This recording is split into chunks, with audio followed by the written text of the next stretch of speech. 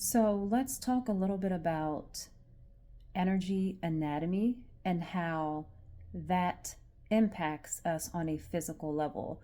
If you are wanting to create a higher state of health in your body, reverse chronic symptoms, a chronic condition, a disease, which is really just when the body is not at ease, if you're looking to create more harmony um, with your physical health, it's always important that we look at the energy behind it.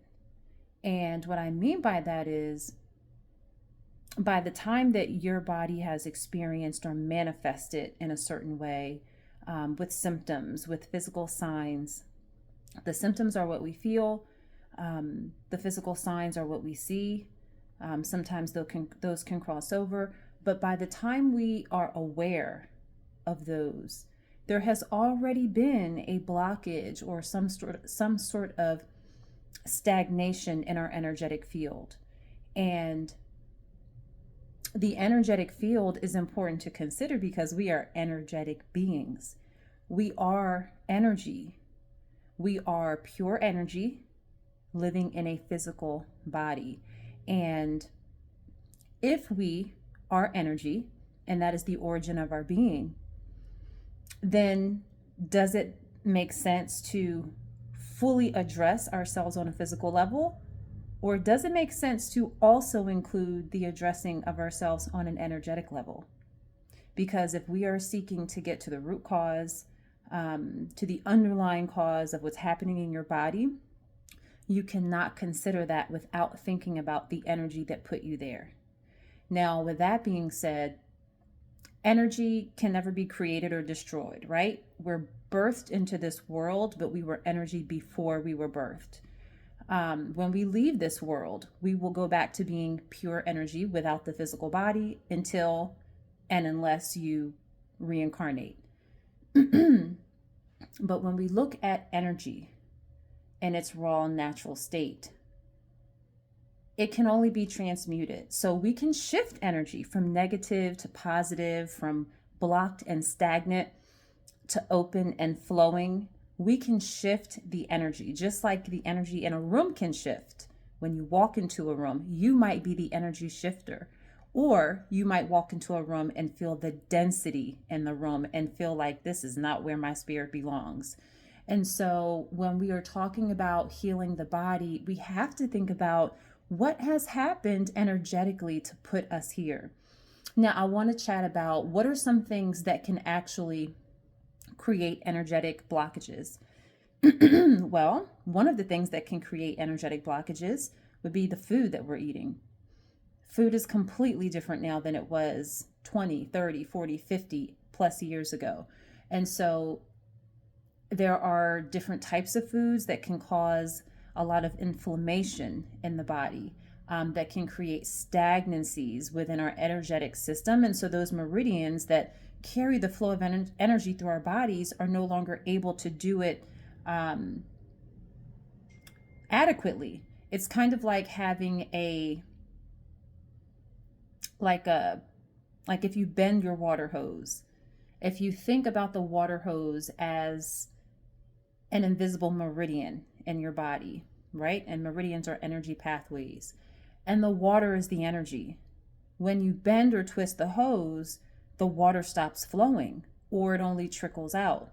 And it stops because you've blocked the force, you've blocked the life force, you've blocked the energy, and you have to unblock it in order for that water to come out of the hose properly the way that it should. And our energy really operates in the same way. So some things that can shift our energy negatively and create stagnancy in our energetic body or in our field would be foods, the things that we're eating. Other things, toxic emotions. And it isn't that every emotion is toxic, even if you don't consider emotions to be toxic. It is the residue of the emotions that become toxic. Okay, so when you have emotions that are not being released, that are not being felt, that are not being put out on the table, even if it's just you working on yourself, When you're not releasing and confronting emotions, they will harbor in your body. And different emotions have an affinity for different parts of your body, for different organs in your body. If you're feeling anxiety on a normal basis, your adrenal glands are probably tapped out. Your adrenal glands are these pyramid shaped cones that sit on top of your kidneys, and they are responsible for regulating our stress. They're our stress response center. When you think of fight, flight, or freeze, that has everything to do with our nervous system and the adrenal glands. And so when you're feeling anxiety as a predominant emotion, now we all have situational things that come up that might cause us to feel a certain way based on the circumstance. And then when that situation is not persistent anymore, then that emotion can go away. But I'm talking about a consistent, predominant thought or feeling of feeling anxious, of having that anxiety. Your adrenal glands are going to be impacted. When you're feeling fear as a consistent, predominant feeling, your kidneys, your urinary system will be impacted. So if you have kidney issues, kidney stones, or urinary tract issues, or reproductive issues, or prostate issues, any kind of bladder inflammation, anything happening with your kidneys, sometimes, not all of the time, but sometimes they can be impacted by fear. Sometimes that fear could be fear of self, fear of stepping into your authenticity, fear of growing, fear of transformation, fear of what other people might think of you as a response to your transformation or your growth. So there are many, many reasons. Now, can your kidneys and your entire urinary system be impacted by things other than fear? Absolutely. There are things like hereditary genetic issues. There are foods or just poor diet and lifestyle in general. If there has ever been substance abuse, if that's taken place over a period of time, that can have an effect on many different parts of the body, many different body systems. And so I'm not saying that if you have kidney issues or bladder issues or urinary tract issues or reproductive issues, that it's all stemming from fear. But what I am saying is that when we do hold on to fear as an emotion, that becomes toxic to our body, and that will actually create an unsettling feeling in the kidneys and the urogenital system. And so that is something to keep in mind, because emotions do have affinities for different parts of our bodies when they are left unchecked. That is what makes them toxic. So we're talking about a toxic sort of residue that's left behind, something that hasn't been fully cleared or cleansed or moved through the body. If you are refusing to move through a situation, if you're refusing to work through something that you're going through and you're refusing to face it, the emotions that are tied to that refusal will become toxic in some way and impact your body on some level. This is why when we are in a state of maybe angst or disagreement with someone, if you're having a really challenging emotional time with a partner or a colleague or a boss, or you feel lost, you don't know what to do, what's the next step in your life, like those kinds of conflicts, when you are having those issues or those conflicts, those experiences, that can leave you feeling sick. It can leave you feeling sick to your stomach and feeling nauseated. It can leave you feeling like you actually are coming down with a cold or the flu. That is all energy. Now, there is an upside to having a conflict where the emotions come out and everything bubbles to the surface. The energy has to be released in some way. And so as a result, you can be left feeling like you are just down for the count. Like, I just need a whole day to rest and recuperate. And sometimes you need even more than that. So there is an upside to releasing the energy. It doesn't mean it's going to always be pretty as it's being released. So we've covered anxiety, we've covered fear. What about emotions like anger and passion? When passion is misdirected, when passion is not channeled in a positive way, that misdirected passion and anger has an affinity for the liver, for sure. So if you're dealing with a lot of emotional residue and you feel like you just can never seem to get yourself together, if you feel like, oh, it's my hormones, it very well could be, because things like food, poor diet, lifestyle absolutely directly impact your hormones, and as well as age, because as we get older, all hormones decline except for cortisol. However, if you are, what if you were holding on to emotional residues that have impacted your liver's ability to cleanse itself? If your liver can't cleanse and detoxify itself, you're going to put your your body in a state of what's called oxidative stress.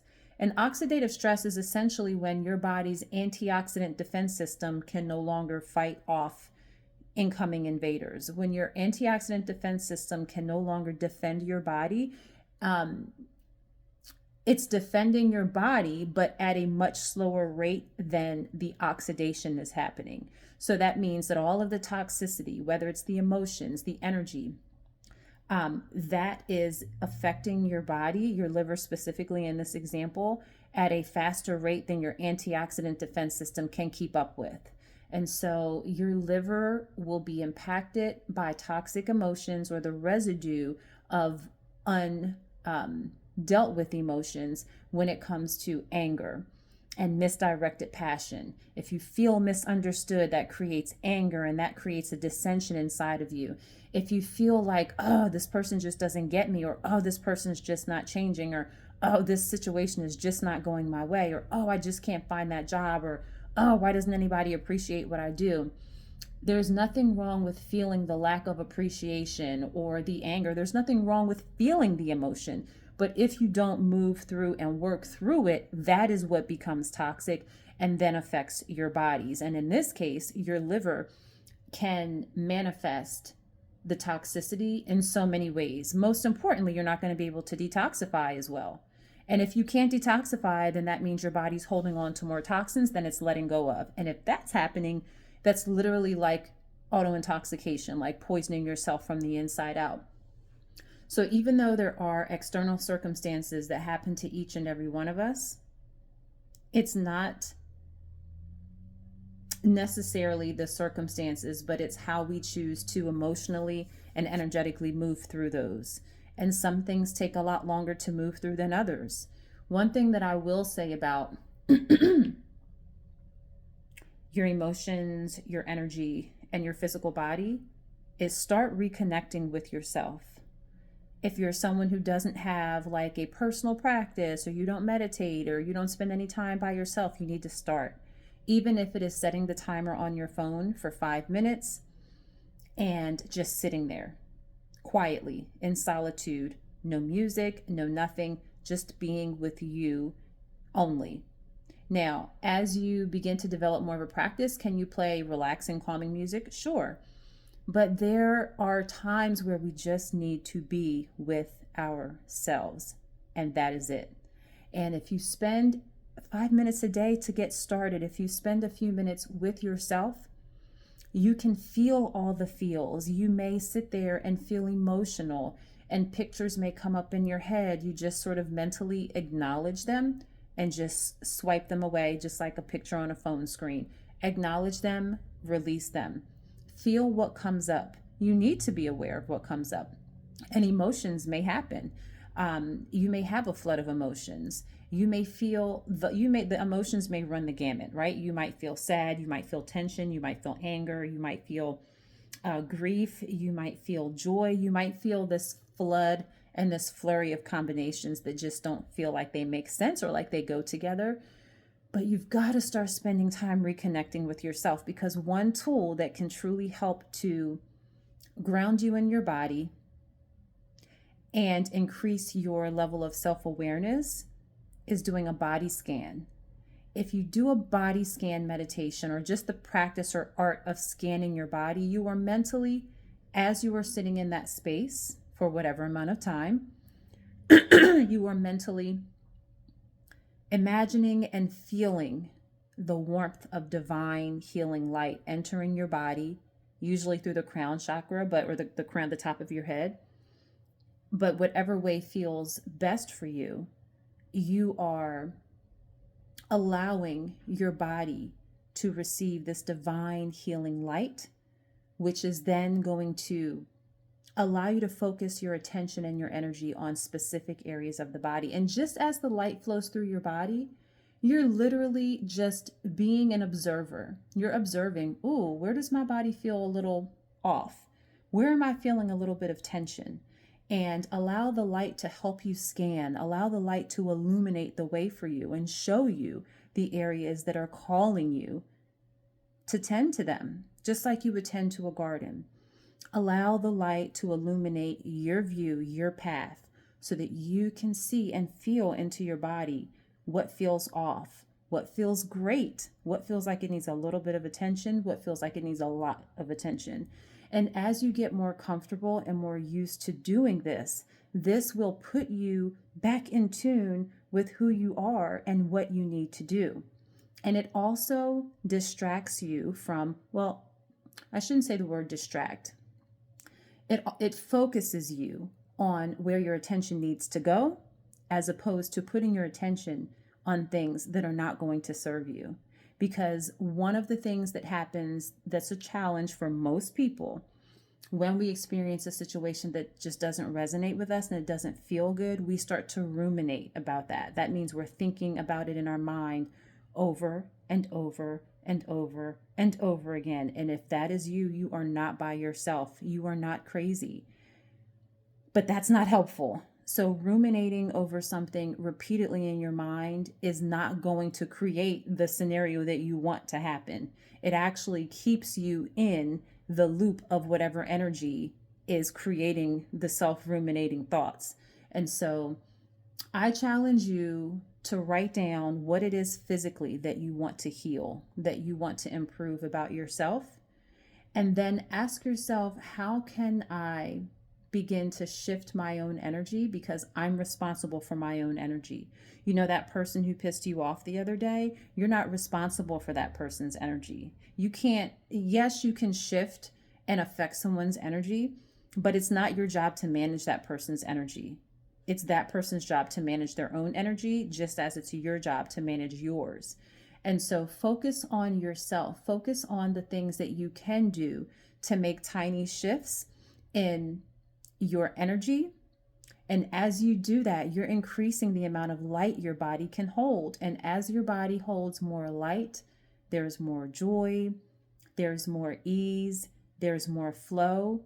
And if you're thinking about what all of these words mean, joy, ease, flow, how can disease truly live in a body where there is joy, ease, and flow, when that becomes your consistent pattern? So make these positive changes and create positive things in your mind so that you have new consistent patterns of thought. And when something pops up or somebody pops up to deliver that same, they think they're delivering that 1-2 punch of getting you down, you know that you are really in control, because you can master your own energy. You can master your emotions. And if you feel like you are at rock bottom and you're like, listen, I have very good reason to feel the way that I do, you're probably right.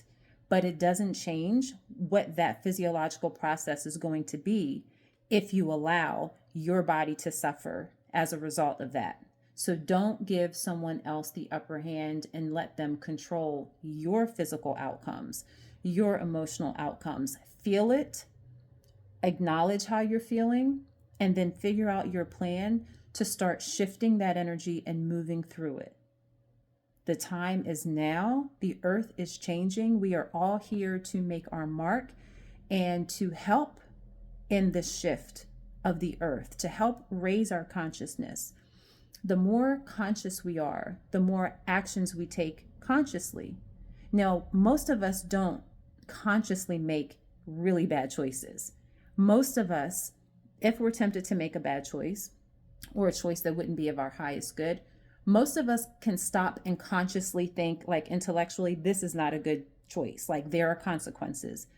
But because our subconscious mind runs 95 to 99% of our everyday patterns and lives, we are subconsciously sleepwalking through life, making choices that we know don't truly benefit us, staying in situations that we know as they are not benefiting us. Sometimes it's important to move away from situations, whether it's jobs, relationships, whatever, but sometimes the moving away from is not the answer. Sometimes it is transmuting the energy that's causing that situation to be the way it is. And when you feel like you have done the work, and when you feel settled and you feel that resolve in your spirit that you have done all you can do, then you can make a more intellectual, more conscious decision if it does mean perhaps moving away from that. And so I guess this is just your friendly reminder that you have control over yourself. You are a sovereign being. And if you're not feeling so great in your body and you're feeling pain and inflammation, tension, maybe you're not at the weight you want to be, maybe you need to exercise, but you're super lazy. Whatever it is that you're feeling in your body, you have the power to shift and transmute that. But you do have to do the work. So the work is you getting clear on what you want, how badly you want it, and what that plan looks like to move closer to that end goal. So I hope that this has been helpful. I've covered a little bit of everything, and I highly recommend that you start by incorporating body scan meditations, or just sitting there. You don't even have to call it a meditation.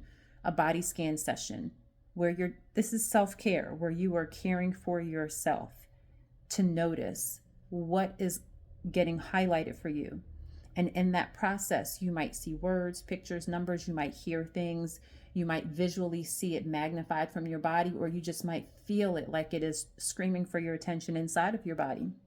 However it gets your attention, that's not the point. The point is that when it gets your attention, that you listen and that you do something. So start incorporating those body scan sessions. Start improving the way you're eating. Improve your diet. Start eating more fresh produce, leafy greens for your magnesium, which is incredible.